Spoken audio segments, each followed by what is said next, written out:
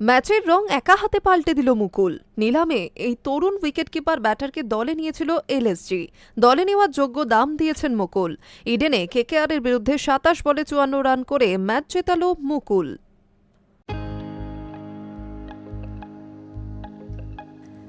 প্রথম ম্যাচে হারের পর কেকেআর দুষেছিলেন অস্ট্রেলিয়া বোর্ডকে। ক্যামেরন গ্রিনকে বল করানো যাবে না নির্দেশিকা দিয়ে ক্ষোভ উগরে দিয়েছিলেন। চতুর্থ ম্যাচে এসে গ্রিন বল করলেন। এবার অজিঙ্ক রাহানে কার দিকে আঙুল তুলবেন, নিজের অধিনায়কত্ব নিয়ে নাকি ফিল্ডিং নিয়ে? বিপক্ষের ৭ উইকেট ফেলে দিয়েও বৃহস্পতিবার জিততে পারল না কেকেআর। ম্যাচ বের করে নিয়ে গেল মুকুল চৌধুরী। তার দায় কে নেবে? প্রথম ব্যাট করতে নেমে ইনিংস এলো রাহানের ব্যাট থেকে। ব্যাট করা সহজ ছিল না ইডেনে, তার মধ্যেও ২০ বলে ৪১ রানের ইনিংস খেলল রাহানে। কিন্তু স্যার, ব্যাটিং করে তো আর জেতা যায় না।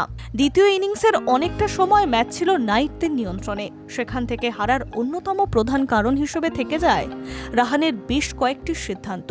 বৃহস্পতিবার প্রথম একাদশে রাখা হয়নি বরুণ চক্রবর্তীকে। বিশ্বকাপ থেকে খারাপ ফর্মে রয়েছেন তারকা স্পিনার। টসের সময় রাহানে জানালেন হাতের চোট না সারায় খেলছেন না বরুণ।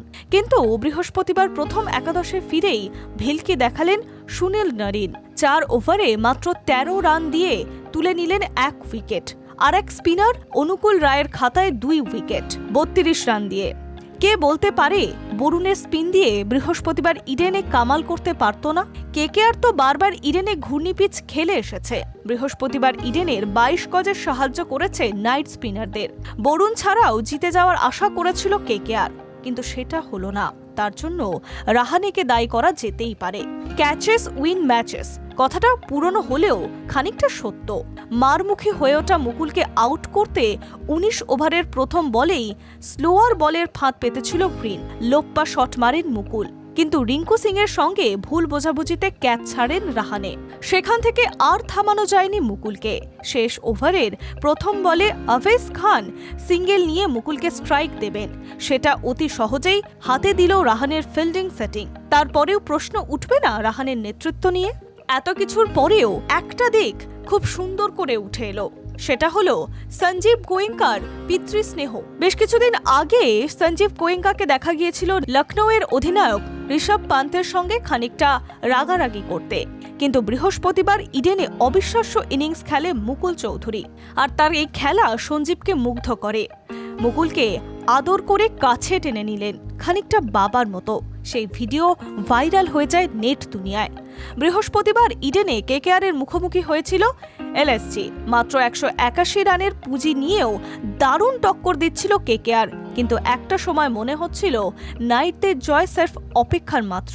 বিপক্ষের ৭ উইকেট ফেলে দিয়ে কেকেআর শিবির তখন খুশির হাওয়া, কিন্তু ম্যাচের রং এক হাতে পাল্টে দেন মুকুল।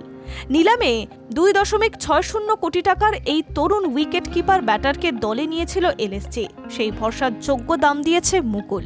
২৭ বলে ৫৪ রানের অবিশ্বাস্য ইনিংস খেলে ম্যাচ জিতিয়ে মাঠ ছাড়েন মুকুল। ম্যাচ শেষের পর স্বাভাবিকভাবেই মুকুলকে ঘিরে উৎসবে মেতে উঠেছিল লখনৌ। সতীর্থরা ছুটে এসে জড়িয়ে ধরেন মুকুলকে। মুকুলকে বুকে টেনে নেন অধিনায়ক ঋষভ। তারপরেই মাঠে নেমে আসেন লখনৌয়ের কর্ণধার। কাঁধে হাত বুলিয়ে জড়িয়ে ধরেন মুকুলকে। বেশ খানিকক্ষণ কথাও বলেন, গায়ে হাত বুলিয়ে দেন।